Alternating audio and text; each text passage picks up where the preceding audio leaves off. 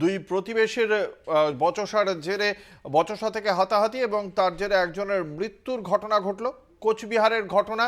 কোচবিহারে দুই প্রতিবেশীর মধ্যে বচসা সৃষ্টি হয় একটি বাঁশ ঝাড়কে কেন্দ্র করে। বাঁশঝাড় কেন কাটা হয়েছে তা নিয়ে দুপক্ষের মধ্যে বিবাদ এবং তার থেকে দুজনের মধ্যে মারামারির হয় এবং সেই মারামারির জেরেই একজনের মৃত্যু হয়েছে বলে জানতে পারা যাচ্ছে। বেশ কয়েকজন আহত হয়েছেন।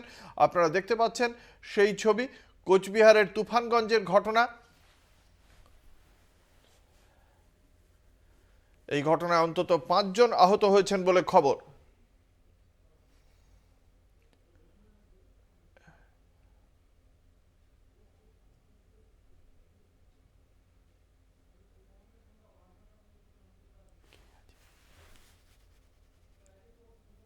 আমাদের সঙ্গে রয়েছেন আমাদের প্রতিনিধি অনুপম সাহা। অনুপম, ঠিক কি ঘটেছিল বিস্তারিত জানাও দর্শকদের।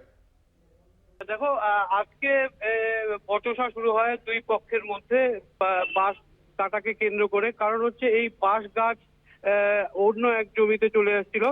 এই ঘটনায় কিন্তু প্রথমে বচসা হয়, তারপরে কিন্তু হাতাহাতি এবং ধারালো অস্ত্র নিয়ে আক্রমণ ঘটনায় কিন্তু বেশ কয়েকজন আহত হয়েছেন। এই মুহূর্তে কিন্তু তুফানগঞ্জ মহকুমা হাসপাতাল এবং কোচবিহার এমজেএন মেডিকেল কলেজের চিকিৎসাধীন রয়েছেন এবং এই ঘটনায় কিন্তু যথেষ্ট উত্তেজনা ছড়িয়ে পড়ে।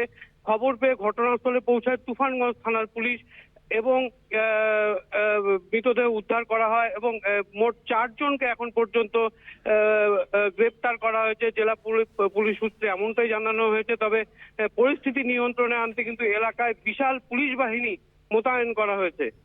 ধন্যবাদ। আমাদের সঙ্গে ছিলেন আমাদের প্রতিনিধি অনুপম সাহা।